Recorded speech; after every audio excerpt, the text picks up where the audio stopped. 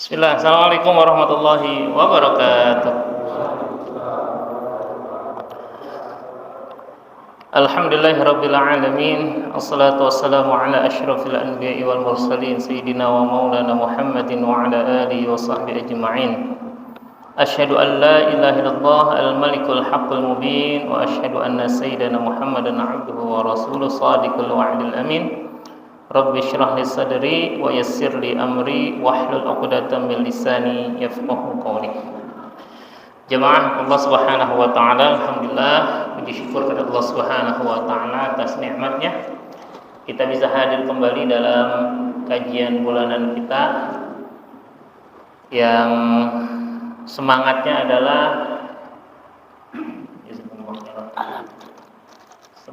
adalah menjadikan kita sebagai shahibul Quran, sebagai sahabat-sahabat Al-Quran yang mudah-mudahan kelak mendapatkan syafaatnya di hari akhir, hari kiamat, sebagaimana Rasulullah bersabda, "Iqra'ul Qur'ana fa innahu ya'ti yaumal qiyamati syafi'an li ashabihi." Bacalah Al-Qur'an, fa innahu, maka sesungguhnya dia Al-Qur'an, ya'ti, akan datang, yaumal qiyamah, hari kiamat, syafi'an, menjadi syafaat, li ashabihi, untuk sahabat-sahabatnya, ya, menjadi sahibul Quran, sahabat Al-Quran. Salawat dan salam semoga tercurah kepada Rasulullah SAW, keluarga, sahabat, serta segenap umatnya. Dan mudah-mudahan kita termasuk yang senantiasa terus berada di bawah bimbingan Al-Quran dan Sunnah Rasulullah SAW sampai kita kembali kepada Allah Subhanahu wa Ta'ala. Baik, kita awal membaca basmalah. Bismillahirrahmanirrahim. Bulan lalu kita bicara tentang an-nadmu fil Quran, penyesalan yang Allah gambarkan di dalam Al-Quran. Betul nggak? Betul. Yang kita kaji surat berapa kemarin? Surat apa?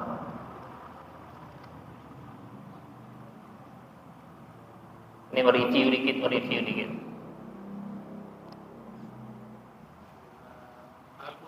Al-Furqan ayat 27, 28, 29, 30. Ya, itu beberapa hal ya yang kita bahas dalam kajian kita tentang penyesalan dalam Al-Quran. Salah satunya surah Al-Furqan. Kemarin kita bahas juga surat Al-Munafiqun ayat ke-10 dan 11, betul nggak? Ya kan? Ya, tentang mereka yang menyesal ketika mereka akhirnya wafat sementara masih mengekang harta-harta mereka. Juga ada kita bahas surat At-Taubah, ya, tentang mereka yang tidak menginfakkan hartanya di jalan Allah.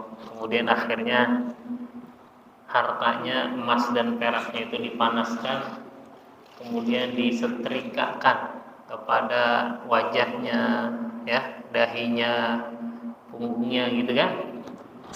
Baik ya, bismillah. Hari ini insyaallah kita fokusnya, radiusnya kita lebarkan, yaitu bagaimana kita ingin membentuk keluarga yang sakinah, mawaddah, warahmah, berbingkai Quran insyaallah. Ya. Karena surat dan ayatnya ini sering ada di undangan, tapi jarang kita baca. Kalau dapat undangan, yang dilihat apa? Pertama, siapa yang nikah. Yang kedua, kapan. Betul nggak? Ya kan? Yang ketiga, petanya itu di mana. Ya.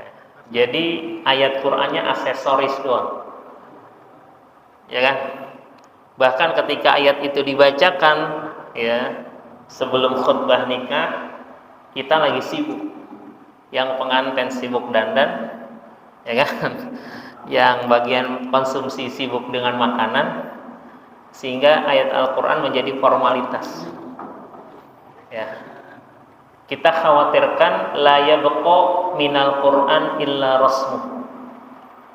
tidak tersisa dari Al-Quran kecuali tinggal tulisannya saja. Ya. Dan ternyata ya ayat itu memang tinggal tulisan. Ya. Nah, kita ingin sekali lagi menjadikan Al-Quran itu sebagai pedoman hidup kita, petunjuk hidup kita. Salah satu di antara dua hal yang bulan lagi saya ingatkan, pertama itu ditadaburi, yang kedua itu dijadikan pelajaran. Ya, jadi rujukan kita itu selalu suratnya surat 38 ayat 29, surat Shad, ya. Ayat ke-29, kitabun anzalnahu ilaika mubarakun liyadabbaru ayatihi wa liyatadzakkara ulul albab. Ingin kita jadikan Al-Quran itu betul-betul keberkahan untuk kita semua, tapi ada dua syaratnya di ayat itu. Yang pertama yaitu tadabbur, liyadabbaru ayatihi, yang kedua jadikan pelajaran, waliyatadzakkara ulul albab, dijadikan pelajaran, dijadikan acuan. Ya. Jadi ayat yang kita pahami menginspirasi, ayat yang kita pahami menjadi ruh dalam diri kita dalam beramal. Ya. Itulah generasi Quran itu. Ya. Bukan cuma generasi Quran itu bawa Al-Quran atau dia hafal ayat-ayat Al-Quran, bagus, alhamdulillah. Mereka baca Quran, kita senang. Mereka bawa Quran, kita bangga. Ya, tapi itu baru fase-fase awal. Ya, next stepnya, langkah berikutnya adalah ditadaburi, difahami, kemudian dijadikan itu pelajaran, insight-nya, pelajarannya, nilai-nilainya itu kita aplikasikan dalam kehidupan. Itulah yang dilakukan oleh Rasulullah SAW kepada para sahabatnya. Turun ayat 10 ayat, kemudian difahami, diamalkan. Turun lagi, diamalkan. Itulah kenapa Al-Quran diturunkan secara berangsur-angsur. Bukan jumlatan wahidah langsung enggak. Dia turunnya bertahap. Kenapa? Karena difahami, diamalkan. Turun, difahami, diamalkan. Turun gitu. Terus sampai rampung. Dan itu menyelesaikan masalah-masalah kehidupan. Ya. Ada yang istrinya lagi haid, lagi halangan, dekat aja nggak mau. Kenapa? Karena dulu orang-orang Yahudi kalau ada seperti itu, ya setiap bulan dia jauh dari istrinya. Dia bertanya, ya Rasulullah, gimana nih kita nih umat Islam? Turun ayat, yas'alunaka 'anil mahid. Mereka bertanya tentang haid. Surat Al-Baqarah dijelasin. Oh, ngono tuh. Perang berkecamuk. Orang kafir pada lari tunggang-langgang, kalah. Perang Badar.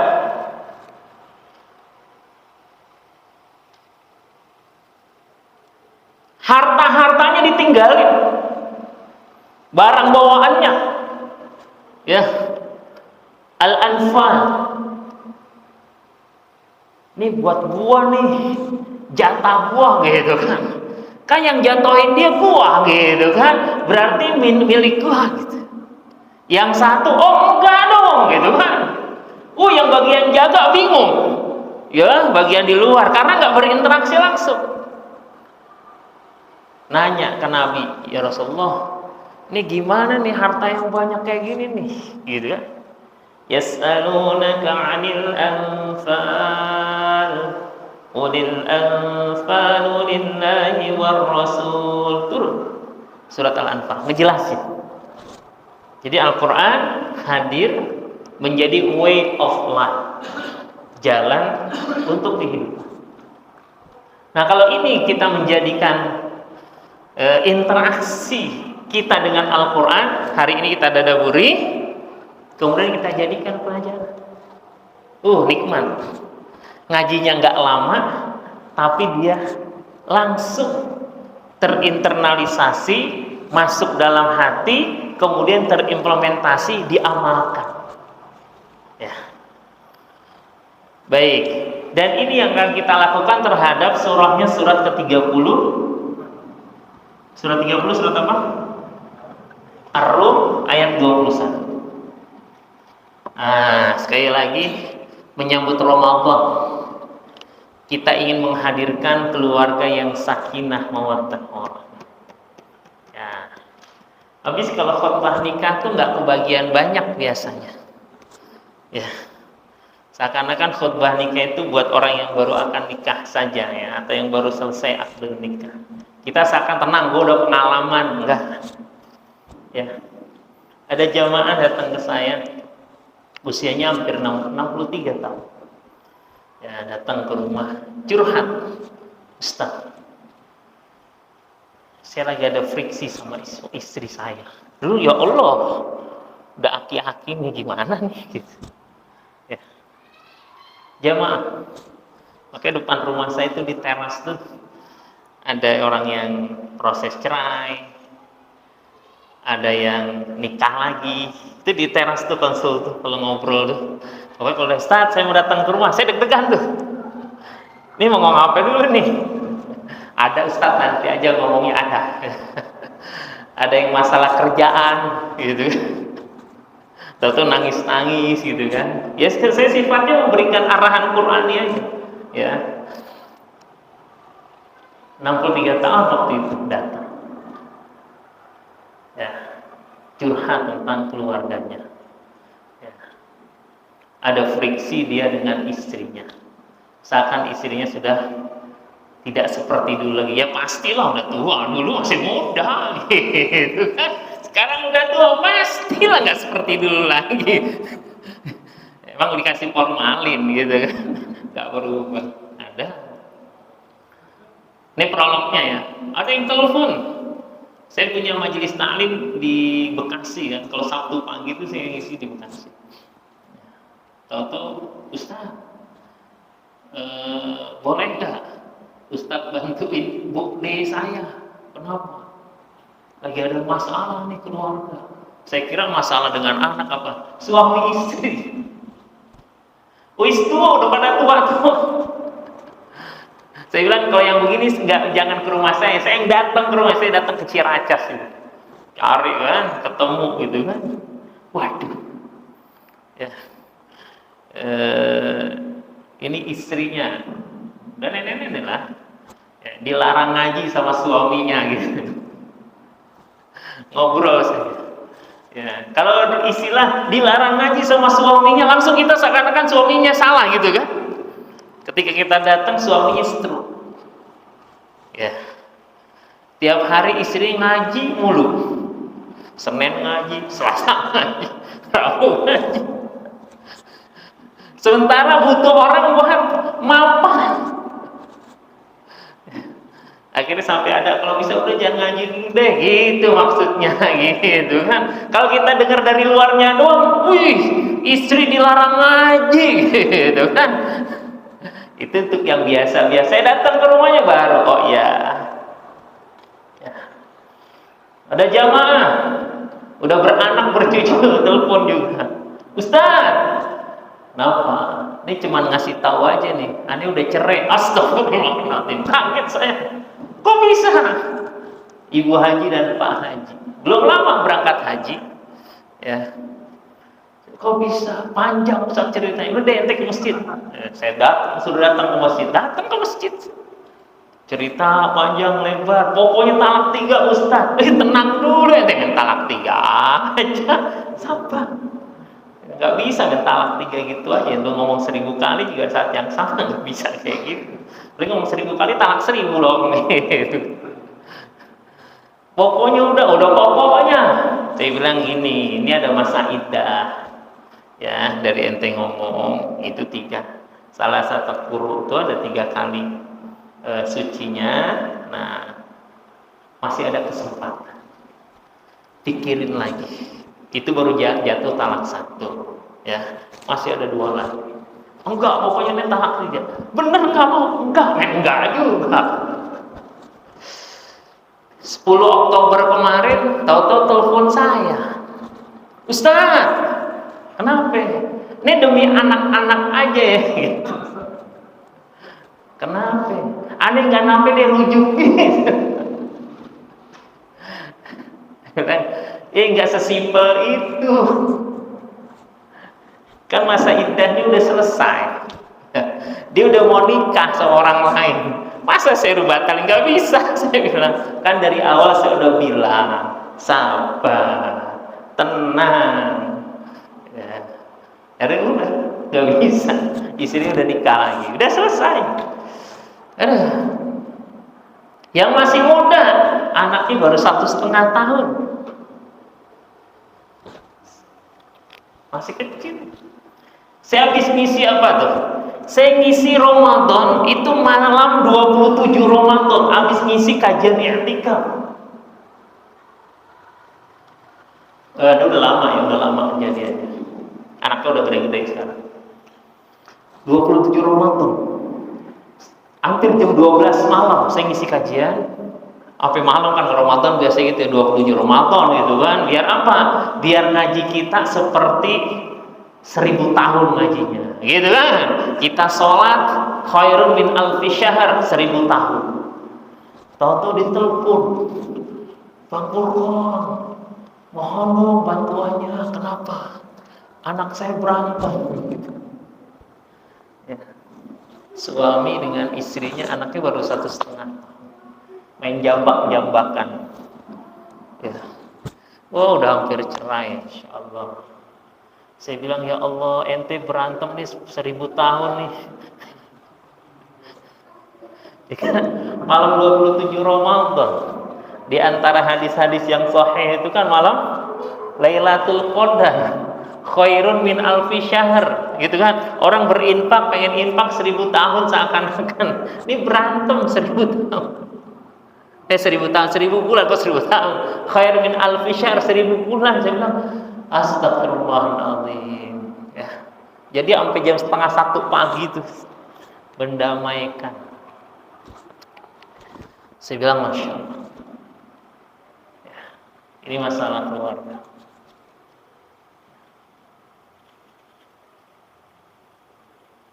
Tahun berapa? Udah lama sih, tapi katanya sekarang udah lebih baik ya. Saya ke kantor pos Sukmajaya dulu sebelum yang sekarang, udah lama ya, 2010 atau 2012 ya, saya lupa. Saya lagi ngurusin dana bantuan sekolah, saya kepala sekolah kantor pos itu. Atau samping saya minta legalisir, saya lagi ngurusin surat berkas sekolah. Saya tanya, itu legalisir apa, Pak? Akte cerai. Emang ente yang legalisir? Iya. Saya iseng, sehari berapaan? Banyak, bisa 40 orang kali. Ini orang bagian stempel. Sehari 40 berarti sebulan banyak banget. Itu hari efektif ya, kan Senin sampai Jumat gitu. Saya kaget. Masya Allah. Terakhir sekitar 4 atau 5 tahun yang lalu, itu di Depok itu bisa sekitar hampir 3.000 orang setahun kasus perceraian.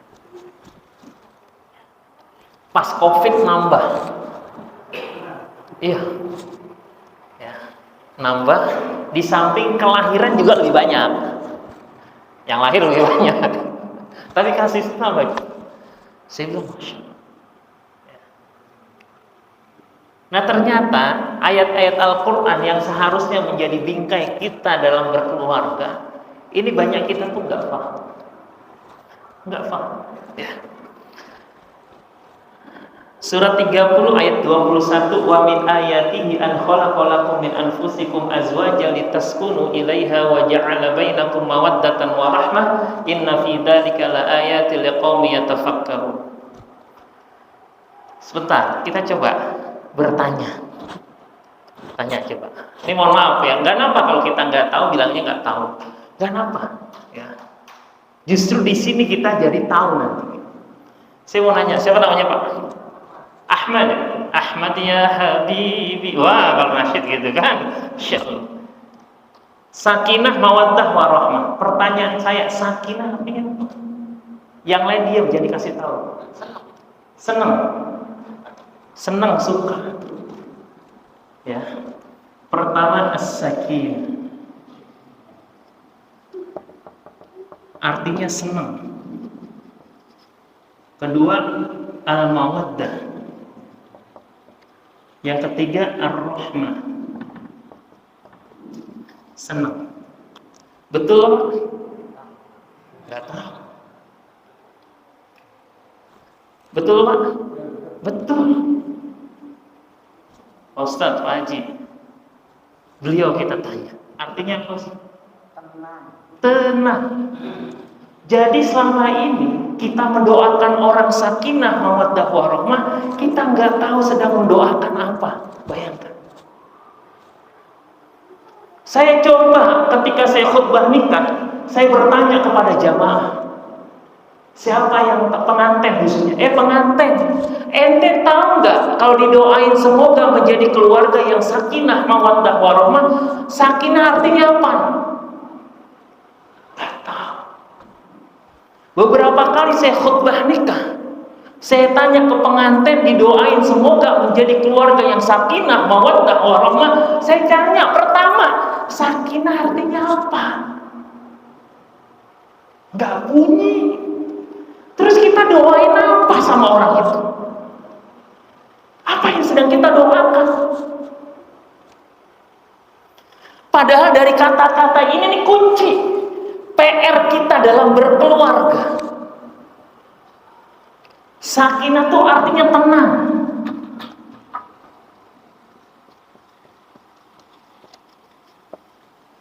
Kalau ada keluarga selalu huru-hara, teriak-teriak, lempar-lempar, dari sini aja udah nggak dapet nih poin pertama, sakinah. Sakinah tuh nyaman. Lu kenapa demen sama dia? Nyaman aja orangnya gitu. APG sekarang bahasa nyaman. Bahasa Quran tuh bikin tenang.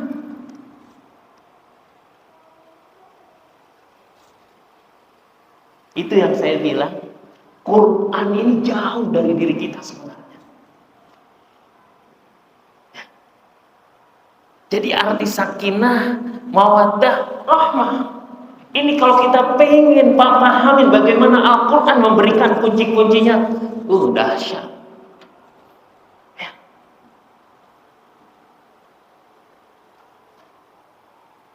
Udah ngajinya gini aja udah dapat kan satu sakinah. Sakinah itu ketenangan. Jadi kalau usia pernikahan kita 10 tahun kemudian kita mulai tidak ada ketenangan, berarti keluarga kita sudah jauh dari target tujuan Al-Quran. Jadi menjaga ketenangan di rumah itu adalah menjadi PR sampai kita wafat. Jaga terus biar tetap tenang. Ya Ustadz, kan namanya kita laki-laki perempuan pikirannya beda, keinginan beda, pasti ada huru-hara. Betul. Tapi bisa nggak dalam perselisihan itu tetap berada dalam kebaikan? Sebagaimana doa kita, barakallahu laka wa baraka alaika wa jama'a bainakuma fi khairin, menghimpun kalian berdua terus dalam kebaikan. Masya Allah, ini dahsyat. Ini baru dari segi kata-katanya. Mawaddah, sakinah, mawaddah artinya apa? Saling mengasihi. Masya Allah, kita tulis dulu, kita hargai kan. Aduh. Ya, saling mengasihi.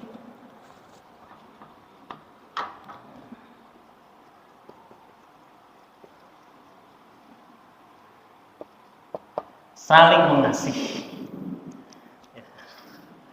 Kita tanya yang lain. Bener nggak, Pak Haji? Saya udah nulis nih, bener nggak? Enggak, ini bener nggak dulu jawabannya, pertanyaan tertutup nih. Tertutup tuh artinya yes or no aja, bener nggak? Benar. Kalau guru dikasih ini gitu. Kita tanya sama Galileo. Kita tanya Ustaz gini, gimana Ustaz? Mawaddah. Mawaddah itu meliputi segala sesuatu sehingga memberikan sesuatu yang bagus, sehingga akhirnya dapat rahmat, kasih sayang. Kasih sayang. Mawaddah itu la tajidu qauman yu'minuna billahi yuwadduna man hadda Allah wa rasulah, yuwaddu, cinta itu mawaddah.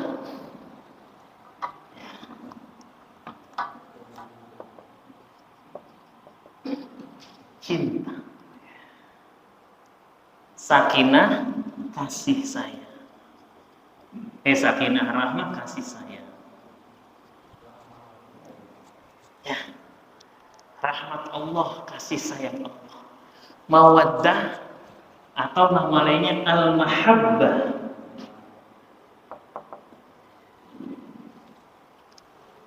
Nih dihafalin. Iya. Yuwaddu, mawaddah itu ada kecenderungan kepada dia. Sehingga itulah rasa cinta, keinginan, gitu ya. Nih 3 ini, tenang, cinta, dan kasih sayang. Dan ini akan kita bahas. Nyambung ya, jangan salah lagi. Ya. Jadi kalau misalnya istri tidak merasa tenang di rumah kita, dia lebih tenang di rumah orang tuanya, berarti kita belum punya keluarga yang sakinah, mawaddah, warahmah. Istri lebih nyaman dengan teman-temannya daripada kita sebagai suami. Hati-hati, keluarga kita jauh dari samara, sakinah, mawaddah, warahmah. Kalau anak-anak kita lebih nyaman bermain di luar dengan teman-temannya daripada dengan orang tuanya, berarti orang tua tidak menghasilkan keluarga yang sakinah, mawaddah, warahmah. Karena bukan cuma antara laki dan perempuan, tapi juga dalam keluarga itu harus terbingkai satu dengan yang lainnya. Dalam hati mereka ada sakinah, mawaddah, warahmah.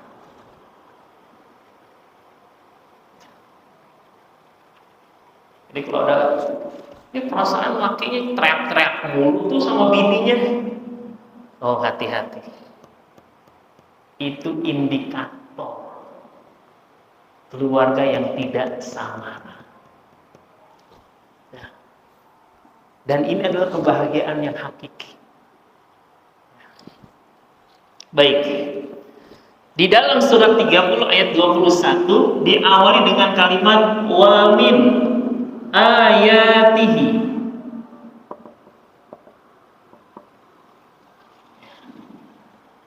Bahkan bukan ayat 21, 20. Coba dibuka surat 30 ayat 20, awalnya apa bacanya? Awalnya aja. Ayat 21. Ayat 22. Ayat 23. 24, 25. Balik dong ke sini. Balik ke sini nah. Yes. Masya Allah. Jadi keluarga itu adalah tanda-tanda kekuasaan Allah.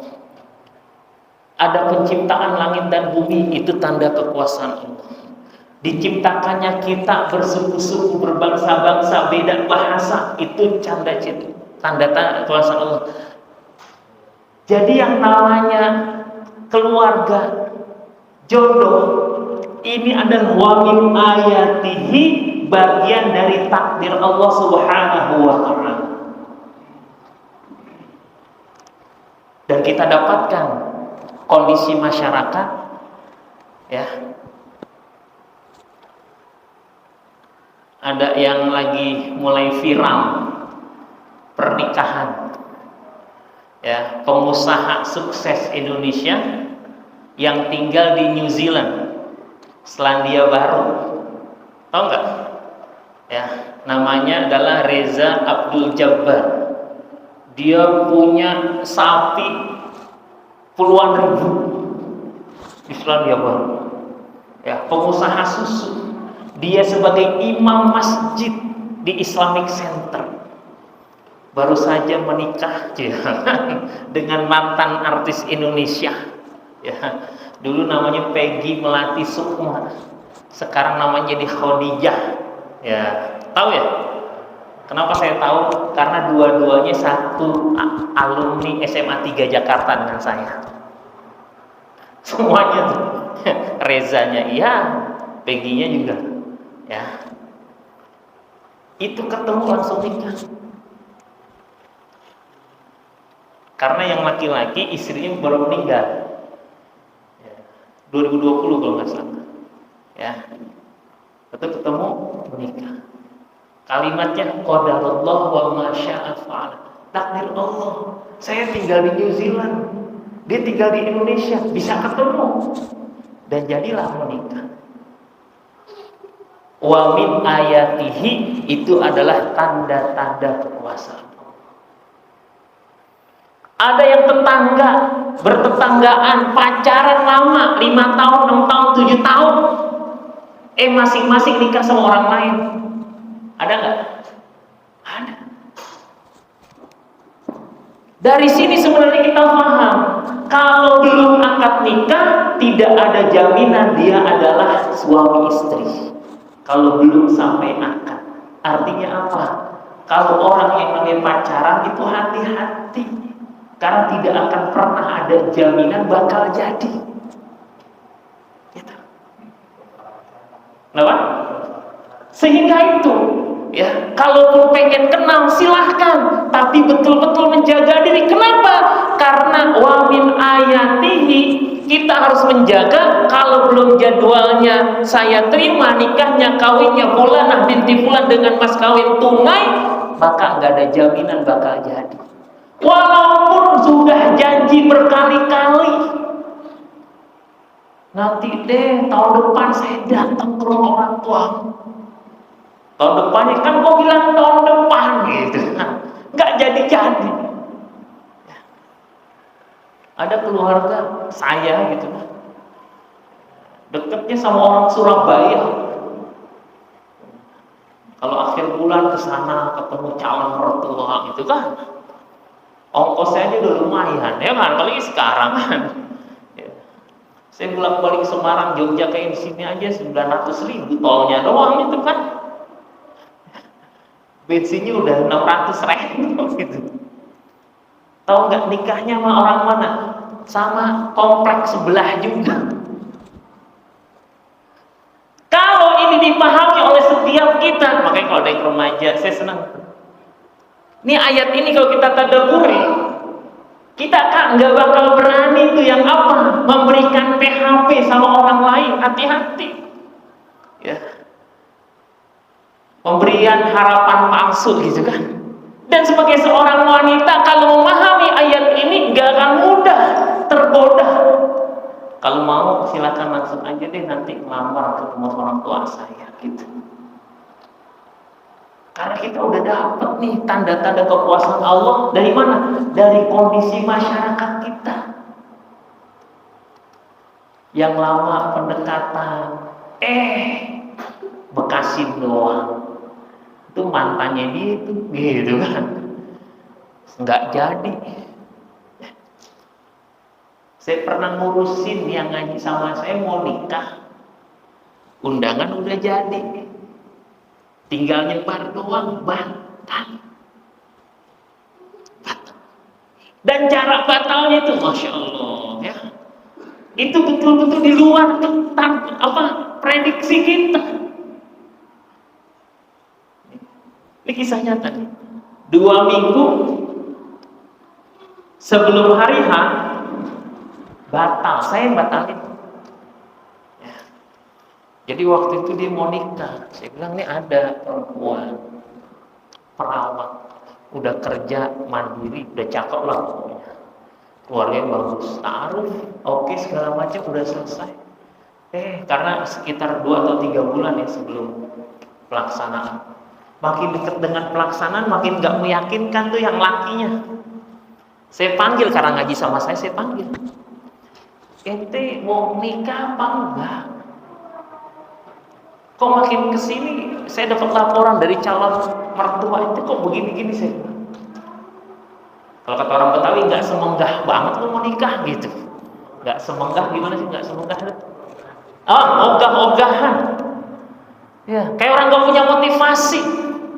Keluar kalimat dari dia, abis aneh nggak enak sama ente gitu. Saya bilang batalin sekarang. Kalau gara-gara nggak enak, hasilnya nggak enak. Benar, nggak boleh itu terpaksa. Saya cuma ngasih tahu waktu itu ada yang mau nikah, silakan difikirkan. Nerima aja. Udah saya lamarin segala macam, gitu kan. Batal. 2 minggu sebelum hari H pembatalan. Ya, 2 minggu. Seminggu sebelum hari ini, yang panitianya itu kesian melihat perempuannya. Awalnya kasihan, masuk. Saya deh yang lamar. Harinya sama, calonnya beda. Jadi terakhir saya ada pernikahan, saya datang, Ustadz Furqon, iya gimana? Alhamdulillah Ustadz, saya udah nikah, udah punya rumah sendiri di Cibinong, anak udah 3, Masya Allah. Saya bilang, seminggu sebelum hari H, orang Lenteng Agung mau nikah, saya diundang, Ustadz Furqon datang, siap. Dikasih saya seragam tuh batik, cakep banget tuh batik katun. Iya. Tasyakuran, pengajian sebelum pernikahan, surat Ar-Rahman itu dijilid, dicetak, ada namanya. Seminggu sebelum hari H batal. Gara-gara ternyata suaminya itu tukang bohong. Bilangnya alumni ITB. Ternyata bapak yang calon mertuanya itu jadi dosen luar biasa di ITB. Qadarullah, cara Allah tak membuka kayak gitu. Tahu dia dapat undangan jadi dosen luar biasa, tamu di ITB. Habis selesai ketemu sama orang ITB, anak saya juga alumni sini gitu. Alumni tahun berapa gitu kan? Tahun sekian, namanya siapa? Sini dicari, masih ada nih belum lulus. Dari kampus langsung ketemu ke kosannya. Ada batal. Ya, tapi di balik musibah selalu ada pelajaran dan hikmah. Apa? Alhamdulillah, seragam nikahnya nggak ditarik lagi dari saya. Iya benar, nggak diminta lagi, Ustaz, mohon maaf balikin, nggak ada tuh. Udah dah.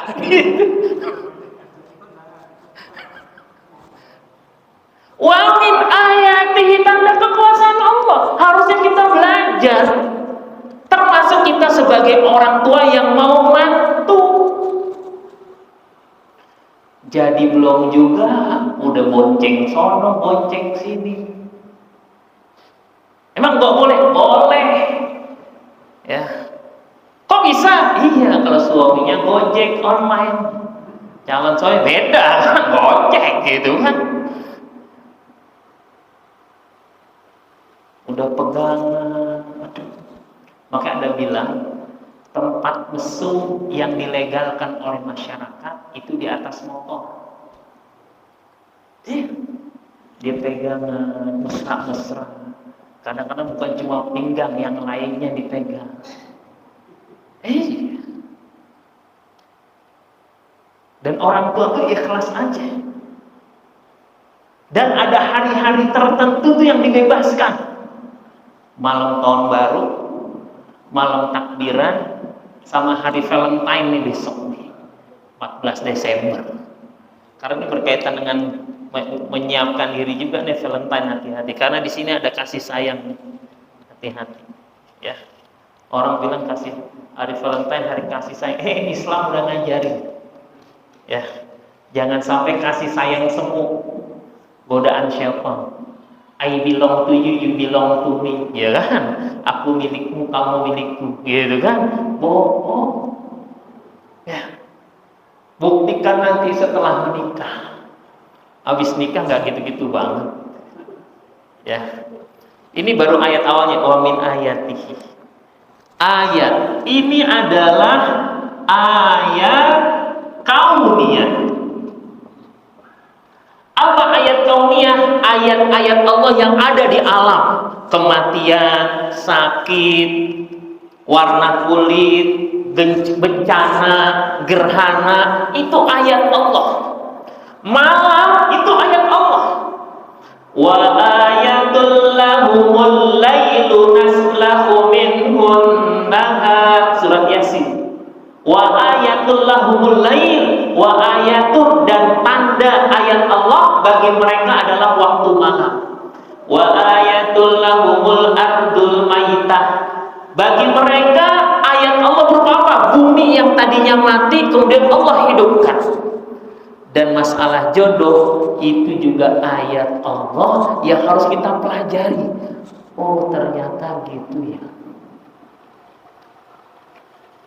Ada orang Sunda bisa nikah sama orang Papua, ya kan? Ada istrinya kecil, suaminya besar. Ya. Ada suaminya kecil, istrinya besar, gitu.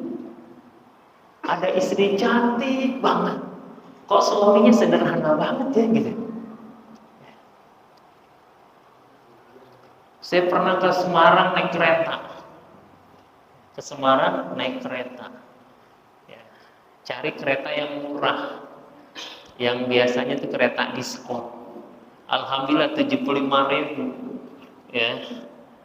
Naik Tawang premium dulu. Anak saya kuliah di Undip, Universitas di Penogoro. Baru kemarin wisuda hari Kamis. Saya baru tadi pulang. Ya. Nyupir dari pagi dari jam 6, ya, mampir dulu, selesai tadi sampai rumah jam 4:30. Ya, saya bilang saya pengen ngaji, ntar malam kita pulang. Ya, gitu. Habis kalau nggak ngaji pindah minggu depan berantakan lagi jadwal saya. Enggak lah, ya, tetap insya Allah hadir. Nah, dapat kereta bonus paling pojok dekat kamar mandi. Wah, di sambungan tuh, di kamar mandi nih. Ini pikiran, tapi sendirian. Alhamdulillah, duduk aja saya kan nyantai. Ada orang yang di tengah sini kamar mandi bolak-balik gitu kan, deketin saya, Pak, saya di sini aja deh, susah tengah bolak-balik kamar mandi. Udah sini aja. Qadarullah, cerita dia. Dari mana Pak? Saya bilang, mau kemana? Saya mau ke Brebes. Oh, Pemalang, ke Pemalang. Ada apa Pak? Nengokin kebun. Berapa banyak kebun? Ya cuma 5 hektar. Gitu kan. Saya bilang, 5 hektar. Emang dari mana? Saya habis nengokin anak saya koas. Di mana? Di Cipto. Gitu. Oh. Tapi saya diantar sama menantu saya tadi. Oh, menantu. Tahu nggak, menantu saya jelek banget gitu. Saya kaget. Saya nggak nanya bilang jelek. Kok bisa? Iya. Tahu nggak Pak? Menantu saya itu adalah mantan supir saya. Itu. Pendidikannya cuma SMP. Hitam. Tapi dia menantu terbaik bagi saya. Anak saya ada yang dokter. Anak saya ada yang jadi pejabat. Tapi semuanya nggak perhatian sama saya. Tapi mantu saya ini dia adalah yang paling baik. Saya diantar. Oh supir Pak, sekarang jadi supir? Enggak. Ngapain? Jualan aqua. Wis bangga Pak. Tapi saya kasih kontrakan 20 pintu di Cengkareng. Satu pintunya 3 juta. Sebulan berapa kira-kira? Dicerita aja. Ternyata dia mantan penulis pidatonya Tutut Soeharto. Saya lupa namanya. Dicerita aja tuh ngalir. Dulu kalau saya gajinya dolar banget. Jadi ditulis teks kebangsaan tuh buat Tutut, dikasih amplop dolar. Gitu kan. Pakai tanahnya banyak gitu kan, kontrakannya banyak. Tahu nggak Pak? Anak saya nih yang sekarang menantu saya, tadinya bukan dia pengen nikahnya, udah dilamar sama kanit intelnya di sebuah kota. Kanit intel, saya nggak sebutin kotanya, ntar viral. Ini siapa gitu kan? Udah dilamar, udah tunangan, udah sering jalan bareng, tapi kenapa anak saya nggak mau ternyata? Kenapa? Calon mantu saya tuh arogan.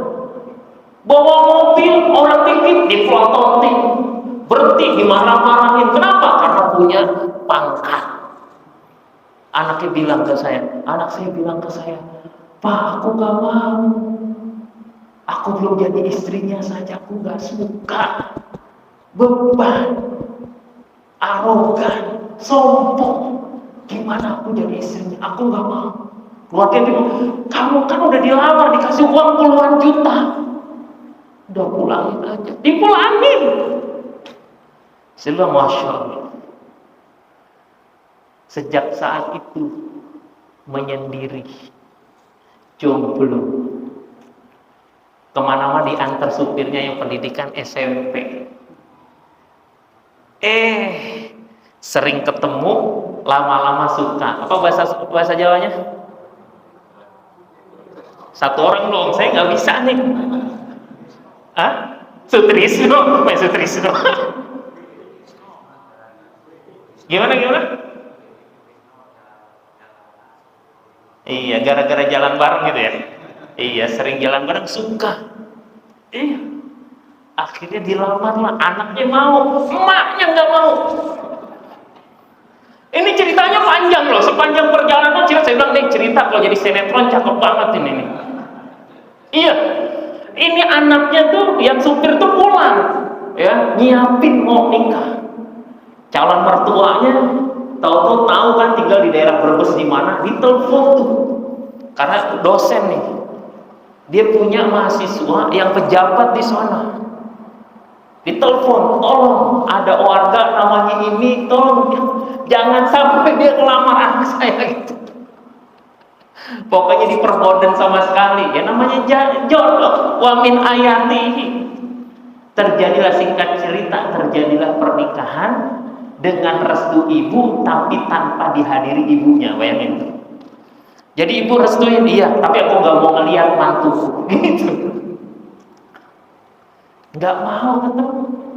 Tapi jadi nikah.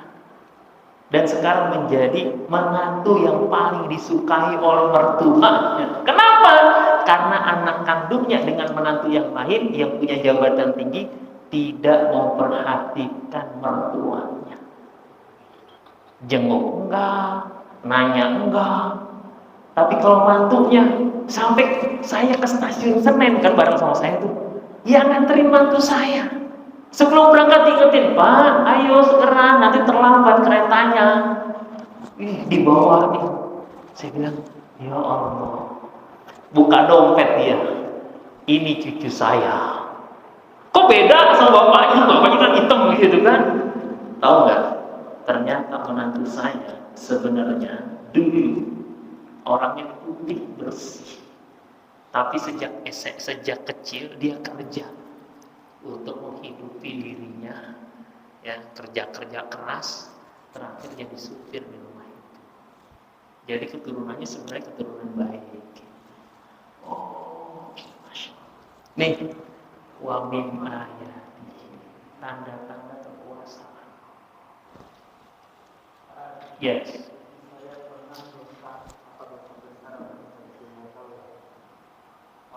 Ayat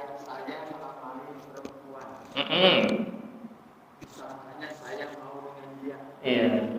Karena saya tadi surat teman.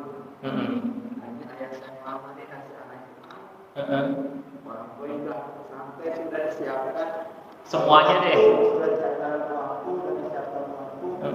Kata dia saya datang, kamu nanti nikah ini. Astagfirullahaladzim, saat mau saya kalau itu kan katanya teman. Nah ini yang enak saya termasuk besar saya batalkan. Baik ya. Orang tua saya otomatis sakit. Iya. Baik. Jadi kalau itu kan kasuistik ya. Pertama itu harus dilihat ya, berkaitan dengan orang tua ya. Ini kira-kira tadi berkaitan dengan dia birrul walidain atau uququl walidain. Nah, kita tuh yang bisa nilai itu. Sering saya katakan nangis. Iya. Nah, itu ya. Karena kalaupun kita terima ya, ketika itu jadi jodoh kita sebenarnya bukan orang tua. Itulah cara Allah melalui orang tua. Ya. Makanya hati-hati kalau misalnya nanti udah berkeluarga kemudian bermasalah, jangan nyalahin mak comblang. Berarti dia nggak yakin dengan wamin ayatihi. Karena itu cuma fasilitator. Betul ya? Jangan nyalain orang tua. Kenapa? Karena wamin ayatihi, beliau hanya fasilitator, media. Ini yang harus kita kuatkan. Ya, sama analoginya dengan haji. Walaupun abidin atas biaya dinas, ataupun kosasi ongkos boleh dikasih, atau jam spot jual sawah sama kebun gitu kan, itu medianya. Tapi pada hakikatnya itu adalah takdir Allah yang harus kita siapkan hati kita untuk menerima gitu. Iya, tapi itu kan dulu kita berkaitan ego kita tuh masih tinggi. Biasanya kita makin tua makin paham bagaimana kondisi orang tua kita, apalagi setelah kita jadi orang tua. Kita baru mikir tuh, oh iya selama ini saya sama orang tua, ya Allah gitu. Tapi alhamdulillah ayah saya, ibu saya, jadi mereka berdua sering namanya. Kemudian bilang, kamu harus nikah ini. Malu banget dengan dia. Itu kan saya bawa surat itu dari teman bukan saya. Iya. Saya pernah tuh ngelamarin temen. Saya udah bilang, akhirnya pertama kali kalau saya ngelamarin buat teman, saya bilang, yang mau nikah ini saya gitu ya. Dulu waktu saya masih agak mudaan. Kalau sekarang sih enggak, udah ketahuan tuanya. Karena saya walaupun belum nikah, saya biasanya mengantarkan teman yang buat nikah dulu gitu. Karena saya berani ngomong sama orang gitu. Makasih jazakumullah, ini diantaranya. Ya. Tadi ketika memang kita menyengaja ya berkaitan dengan uququl walidain, maka bisa jadi kategorinya dosa besar. Kalau kita menyengaja dan kita tahu. Tapi ketika tadi memang kita nggak tahu, apalagi tadi ada miss ternyata ya. Bukan kesalahan kita, karena ini buat teman gitu kan. Ya salah baca, itu ada mispersepsi. Ya itu kan beda lagi ya. Tapi kalau memang udah orang tua memang buat kita dan segala macamnya, maka ya salah satunya harus kita yakini tadi, istikharahlah. Kalau saya tuh lebih cenderung istikharah. Ya, apa pilihan apapun kalau udah istikharah minta dipilihkan oleh Allah. Itu istikharah. Istiqomah minta diluruskan. Istisqa minta diguyurin air. Istighfar minta diampuni. Istikharah minta dipilihkan yang terbaik. Karena minta sama Allah, ketika udah dapat, udah serahkan tawakal sama Allah. Ya, jangan giliran enak, alhamdulillah ya Allah, ya gitu kan. Giliran ada masalah, ya Allah negara, hati-hati. Sifat manusia gitu, selalu mencari kambing hitam. Apa? Anaknya mau. Langsung nangkep saya. Ternyata cover boy dari dulu.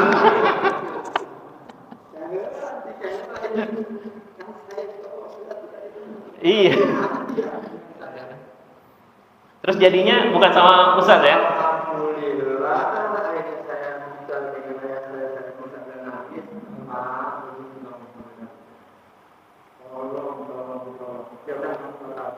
Nah, berarti sudah selesai, alhamdulillah.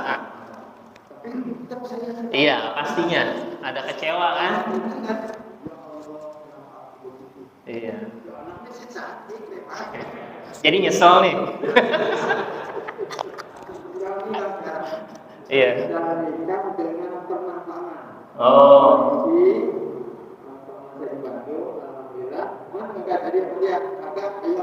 Alhamdulillah.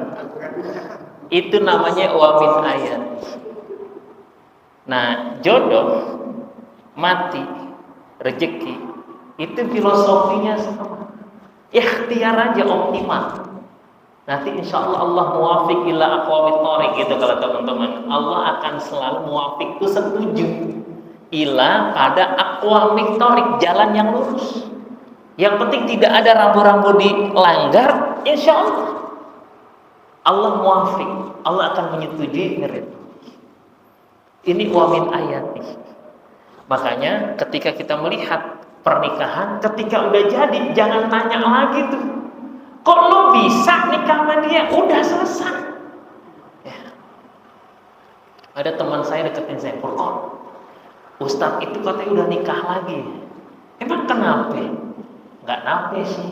Udah kalau orang udah nikah udah selesai.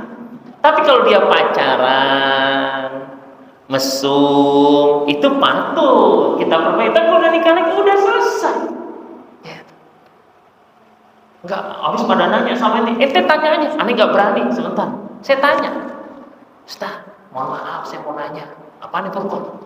Tapi jawabannya jawaban tertutup, saya guru ya. Jadi ada guru, cara bikin soal tuh ada jawaban tertutup, jawaban terbuka. Kalau jawaban terbuka ya, siapakah yang menikah itu jawab ya. Tapi kalau siapakah yang menikah A, B, C, D itu tertutup, tinggal milih. Jawaban tertutup Ustaz, yes or no, iya atau tidak. Maksudnya apa? Itu udah nikah lagi. Jadi begini Purkon, anu tuh dengar alasannya. Jawaban tertutup, iya atau tidak? Iya, udah makasih. Cuma itu doang yang perlu. Anu nggak tahu alasannya, terserah. Saya kasih tahu teman, udah nikah lagi. Terus apa masalahnya? Ya udah enggak, ya udah selesai. Kenapa ente bikin gosip? Ini kisah nyata loh. 2 orang sampai kayak gitu. Yang beda ya. Jadi di WhatsApp tuh, wah, ya Allah, ente tinggal nanya aja sama orangnya. Tabayun tuh nanya langsung ke orangnya. Saya tanya ke orang, Ustaz, saya mau nanya, kalau ini benar, maka saya doakan semoga berkah. Tapi kalau ini nggak benar, saya akan luruskan ke teman-teman. Pertanyaannya, ente udah nikah lagi? Gitu. Sama dia dikasih foto dia dengan 2 istrinya. Alhamdulillah, gitu kan? Saya doain, barakallahu laka wa baraka alaika wa jama'a bainakum fi khair. Jawab amin, selesai. Saya kasih tahu teman yang nanya, udah. Terus ente mau apa? Enggak, ya udah selesai. Udah selesai. Wa min ayati. Sehingga kalau wa min ayatihi ini karena ini takdir, maka sikap kita pertama adalah ridho. Ridho. Orang udah jadi mau diapain, gitu kan? Dan itu cara Allah, ridho aja. Karena di balik itu pasti ada kebaikan yang besar. Kita buka surat An-Nisa. Waduh, udah jam 9. Ini kalau nikah tuh Pak bahasannya panjang, enak bener. Gak ngantuk. Bener, gak ada yang ngantuk kan? Cuma saya gak enak nih. Banyak kan? Tapi ini konteksnya keluarga sebenarnya. Dahulu menikah, nanti sampai ke keluarga. Buka surat An-Nisa ya. Bulan depan kita lanjutkan insyaallah ya. Karena semangatnya ini ya. Paling tidak hari ini kita udah tahu sakinah artinya apa, mawaddah apa, rahmah apa. Jangan salah nanya, salah jawab ya. Bukan senang. Senang tuh sa'adah. Itu senang, ya kan? Penutup suratnya surat An-Nisa. Ayatnya ayat yang ke sebelah kiri paling bawah. 18 ya. 19. Boleh dibaca terjemahnya. Ya. Wahai orang-orang yang beriman, tidaklah bagi kamu mewarisi perempuan dengan jalan paksa, dan janganlah kamu memisahkan mereka, dan hendak mengambil kembali sebagian dari apa yang telah kamu berikan kepadanya, kecuali apabila mereka melakukan perbuatan keji yang nyata dan bergaul dengan mereka menurut cara yang patut. Jika kamu tidak menemui mereka, maka bersabarlah, karena menjadi kamu tidak menemukan sesuatu, padahal Allah menjadikan kebaikan yang banyak padanya. Ini kalimat terakhir ini indah. Dan ini kalimat ini ada di sigotul ta'liq. Sigotul ta'liq itu orang nikah. Dia kan udah ngucapin tuh, apabila saya meninggalkan istri saya 6 bulan lamanya, maka jatuhlah iwat, gitu kan? Talak 1 dan iwat bayar 10.000 rupiah sekarang. Tak ada kalimat wa'ashiruhunna bil ma'ruf. Tapi kalau di situ namanya mu'asyarah bil ma'ruf. Aku akan pergauli istriku dengan cara yang baik. Itu sebenarnya itu ngambil dari ayat ini. Ayat ini sifat kalimat perintah, wa'ashiruhunna bil ma'ruf, pergaulilah dengan cara yang ma'ruf. Kemudian kata Allah nih, kalimatnya indah sekali.